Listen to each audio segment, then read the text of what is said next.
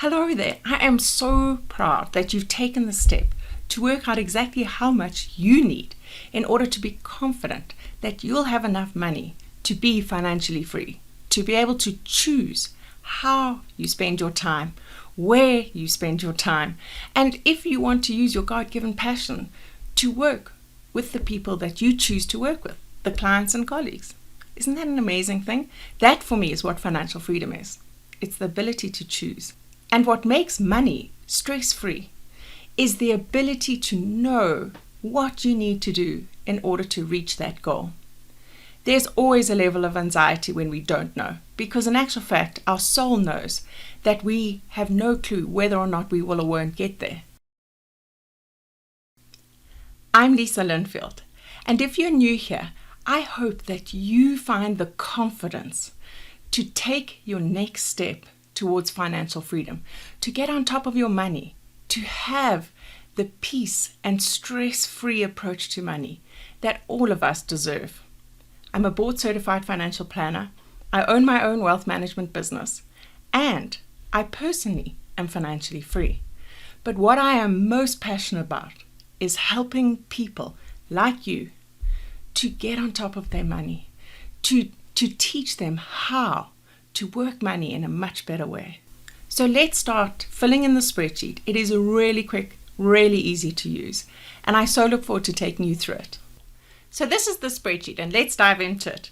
If you've downloaded this as a freebie, we are going to be using these two sheets, how much do you need and closing the gap. Those will be the only sheets that you see. But if you're doing this as part of the broader course in terms of any of the money courses, you will see this whole set of spreadsheets. So over here is the how to use this, and this is where we're going to start.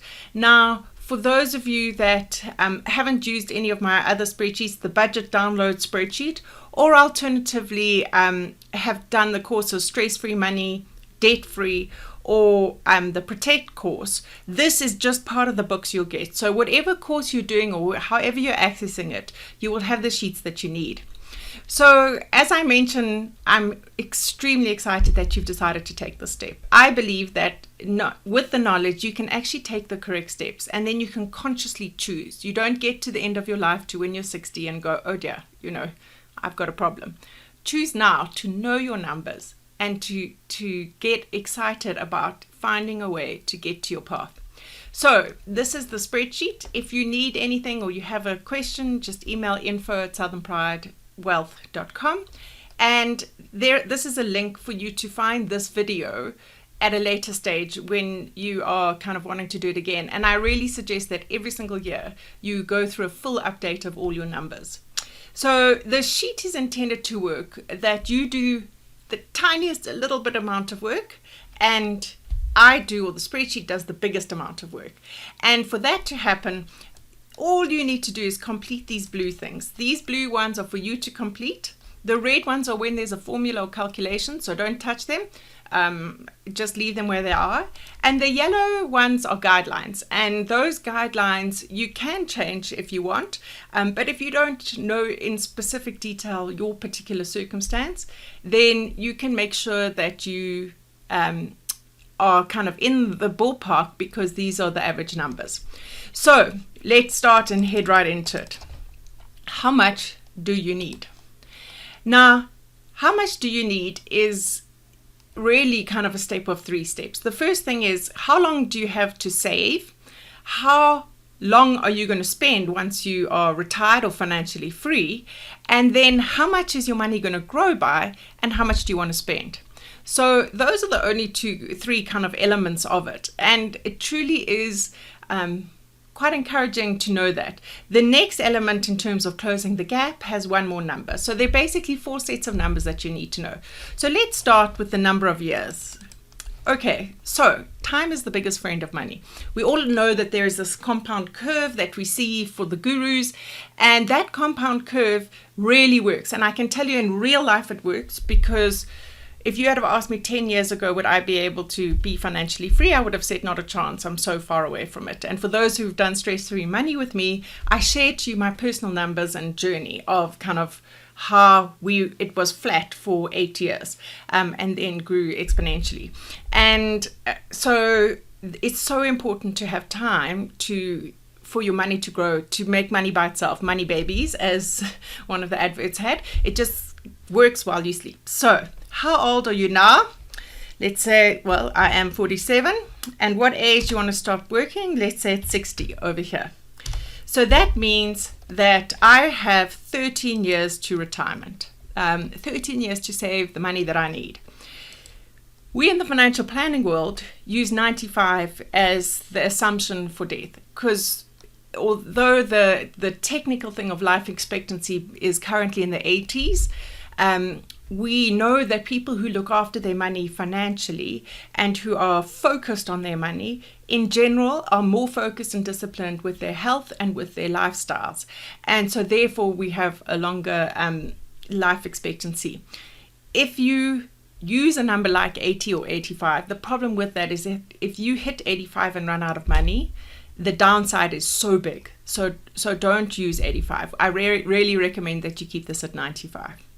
So the next thing is what investment growth do you expect? Now, in reality, what tends to happen is that we are more aggressive with our investment strategies when we're saving up for retirement, and we're less aggressive when we are in retirement. So for those of you that are doing any of the advanced courses, you'll see there are two numbers here. One is what's the growth rate to save for retirement, and what's the growth rate in retirement.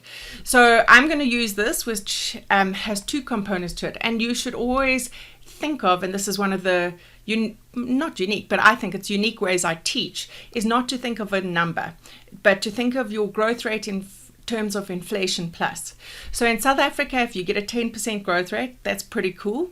But at an inflation rate of 5%, that's inflation plus 5. Now, if you're in America and you get a growth rate of 10% and your inflation is only 1%, which it has been historically, then you're getting inflation plus 9%. So the actual number is not as important as the growth rate in terms of inflation plus. So we look in retirement to have an inflation of 5% and plus 2.2%. Now, if you're in England or if you're in the UK, feel free to adjust that inflation to anywhere between 1 to 3%. And that will tell you what your growth rate is. So how much are you going to spend? Now, for those of you who know me, I am absolutely adamant that you should spend or think of money in terms of different layers. What are the needs? And what needs are is that really, if you had no money, how small could you downsize your life to? And what's amazing is that for most people who don't have enough money to retire, they're actually surprised at how little they can live off.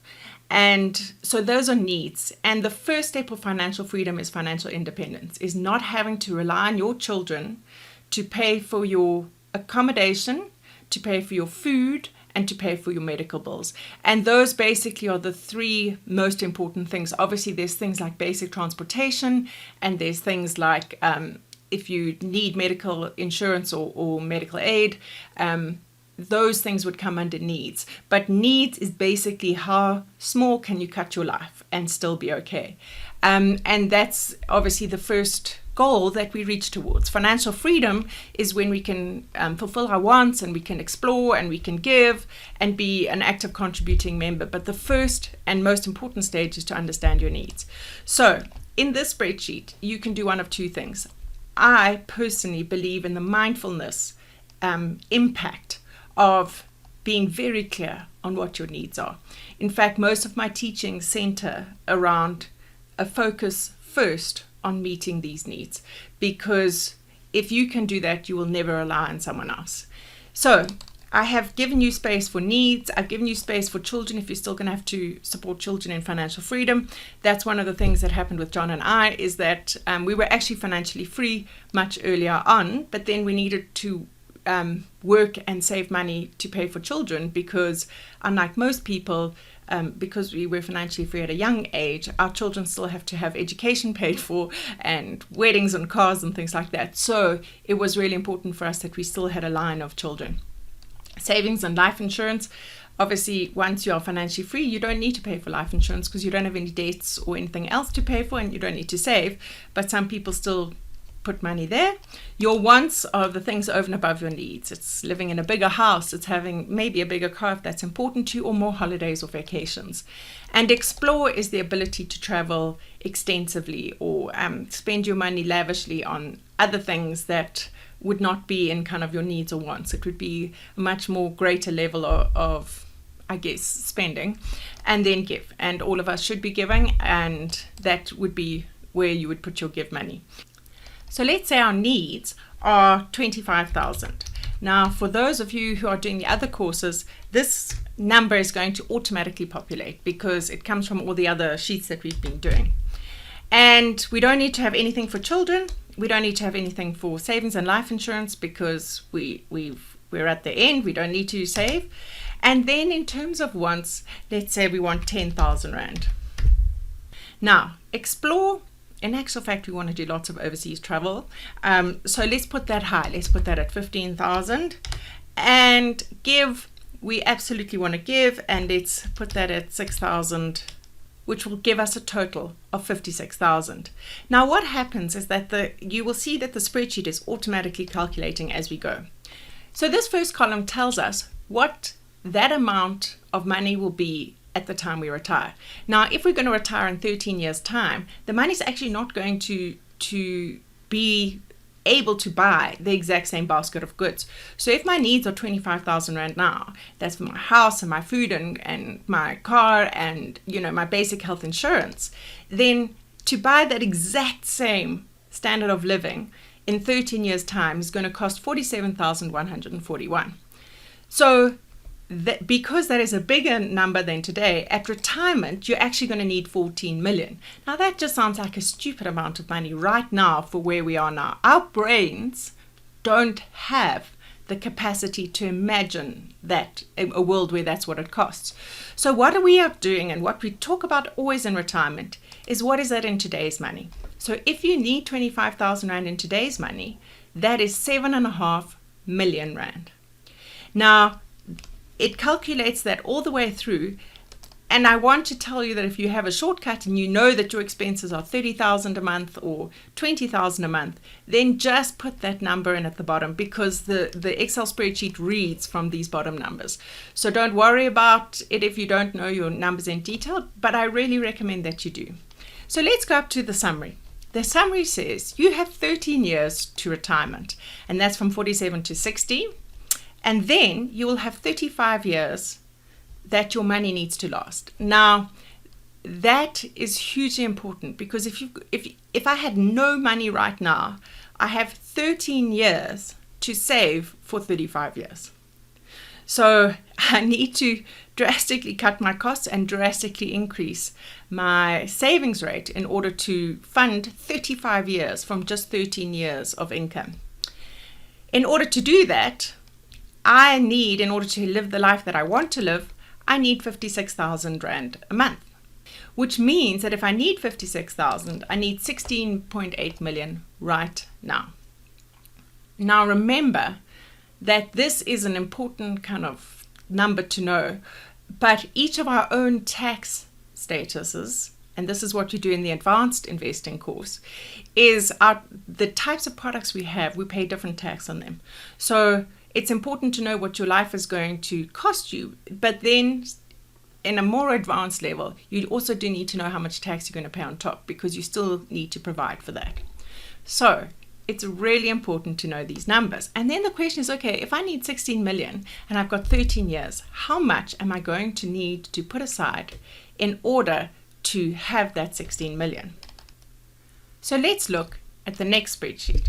Now, if I have money already saved and I'm already contributing to retirement, then how do I know if it's going to be enough? And that's what this sheet answers. It also answers, if what I'm currently doing is not going to make the end target, then how can I possibly work towards being able to meet that target? And there are two ways, and I'll show you it just now. So let's zoom in a little bit. Okay. Now, let's say I have a rental property. Now, the money that I want to know here is how much is actually invested in the money, not how much is the property worth, because I might still have a mortgage or home loan to pay off. So what the number we want here is how much of that is money that you personally own. So we say that what is the market value of it. So let's say the market value is 2.5 million rand, and I personally have contributed 750,000 rand. So I would put in here 750,000. Now when I look at how much I'm contributing, that's not how much I'm paying towards my home loan, because remember, when you have a mortgage or home loan, you pay for both the actual amount you've borrowed and the interest rate. So you just need to head off to your home loan statement or your mortgage statement and work out what it is that you're actually paying towards a loan. So let's say that's 10,000 rand a month, but what we want here is the total per year. So 10,000 times 12 is 120,000 over there. Okay. Then in retirement funds, because I'm 47 and I've been working since I was 20, and I have kept all of my pensions or retirement investments, and I've never cashed them in. Let's say I actually now have 2.1 million in that, and monthly I am contributing 180,000 rand a year. Whoops, that's one too many numbers. Let's take a little note off that. Now, tax-free investments, in my situation over here, I haven't really started tax-free investments. I thought they were only for savings. They're otherwise known as ISAs in the UK or Roth IRAs, and I never quite got that whole thing, so I actually haven't contributed to any of them. That is the first thing one should contribute outside of your pension fund, but let's say we just leave that blank. Now, the next one is going to be flexible investments. Now, flexible investments are things that are not either tax-free or retirement. And the great thing about them is that they are flexible. You can do whatever you want. Those others have got rules as to how much is the maximum, how much is the minimum, how much tax, what all those tax things. So flexible investments are also an amazing thing, and I believe that everybody should have some. But let's say I haven't really done too much of that, and over my lifetime I've got 250,000. And I'm currently contributing 3,000 rand a month to that. So 12 times 3 is 36,000. And that's what I'm contributing. So then the next thing is business ownership. Now, the real and most important thing here is to say, how much would someone pay for your business? Now, this is not how much you think it's worth. It's actually how much someone's prepared to pay. Now, if it's just you alone in your business, as much as you might like it, not many people are prepared to pay that much for just you alone. Why? Because if you take you out, is there still a business? Now, there is a business if you're selling something. So if you're selling jewelry or you're selling products that can be made that you maybe are shipping in from China, then there is a business. But if you're selling advice or you're selling your own personal goods, you probably don't have that much value in your company. So, and that's a whole different story and a whole different course. But here we look at business ownership, and let's say in my personal business, because it's all me, maybe there's 100,000 rand in my business. So currently I have 3.2 million rand, and I'm contributing 336,000 per year. So now we go and look at how much do you need to save. Now this one you don't have to do anything for. The whole thing just does it for you. So it says what you need is 16.8 million, which comes from this spreadsheet over here. And then it says what you have is 3.2 million, and that comes from that number over there. Then what it says is over the next 13 years, because we're dealing in today's numbers only, what are all of those, if you contribute that 336,000 rand every single year, what is that worth in today's money? So in today's money, all those future contributions will be worth 3.7 million. So then what the thing does is it says, okay, you have 16.8 million minus 3.2 million minus 3.7 million, because when you retire, you're going to have this amount of money, which is 6.9 million. And that 6.9 million is quite far short of that 16 million. In fact, it's 9.8 million short.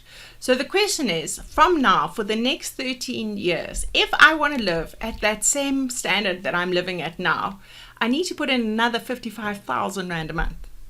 And that's a problem because I'm not currently even making near the ability to do that. So then what do? Now, after I've got over the shock and I'm about to just die on the spot, I then actually go, okay, how am I going to tackle this? So step 3 is what I call your what if playground. The what if playground allows you to say what your reality is and then to find out how much you need to live off. So currently, you have this 6.9 million rand over here, which currently will give you 23,266 per month. And what we need to do is then say, okay, if that is all it's going to give me, but I can now contribute maybe an extra 2,000. So let's put in 2,000 there. Oops, not 20, 2,000. It'll give me an extra 273,000 when I retire, and it'll take that up to 24,000 a month. If I can, let's say I know I'm going to get a bonus of 60,000, and 60,000 is effectively divided by 12, 5,000 rand a month. Let's do that. So if I put another 5,000 rand a month then, and I can do that forever because I know I'm going to get the 60,000 every single year at least, then that will take me up to 25,545 a month. So if I need 56,000 and I at the moment I'm only giving myself 25,545 as kind of a maximum, then my gap is 30,000 rand. Therefore, over the next 13 years, you will gradually need to cut your expenses back by 30,455 to that 25,000 number in today's money. Now, remember that there's always inflation. And although we talk in today's money because our brains can't handle it, effectively, if your inflation rate was 5%, which is what we had said it was, even if you just hold your expenses flat every single year from now for the next 13 years, effectively, you will be saving 5% more. And yes, that's going to be tough because the cost of petrol or gas goes up every single year. The cost of schooling goes up, the cost of food goes up. But effectively what you're doing is if you're able to hold your expenses flat, it means that each year you're actually gradually cutting the amount of money you need. And you repeat this every single year. And what you will find is that that gap closes and closes and closes. But then what you do as a second thing is that every time you get a pay rise, you put that money aside towards this extra gap that you need. So what you're actually doing is cutting your expenses by inflation or 5% every single year, as well as putting that pay rise every single month towards it. And over the 13 years, that'll grow and grow. And what you'll find is that that gap will narrow because you've got this double whammy, and you will get to a stage where you are living in your sweet zone. And that's why I believe almost everybody can make it to their target with enough years and enough concentration on slowly and gradually managing and cutting your expenses. So that's a double yay. So then let's go back and look at your summary. You have 3.2 million invested. You are paying 336,000 towards retirement. You need 16.8 million. And in order to make that current standard of living that you have now, you need 55,000 a month. But don't get discouraged. We as humans follow this thing called Parkinson's law, and I've got a podcast episode on it. And if you absolutely start slowly to cut the amount of money that is available to you, we adjust. And Parkinson's law shows us how we adjust, that we will always adjust. Why? Because we're made to survive. So good luck, fill it in, and do feel free to email me or on social media, follow me and let me know how it's going. Take care, have a great day. I'm Lisa Linfield.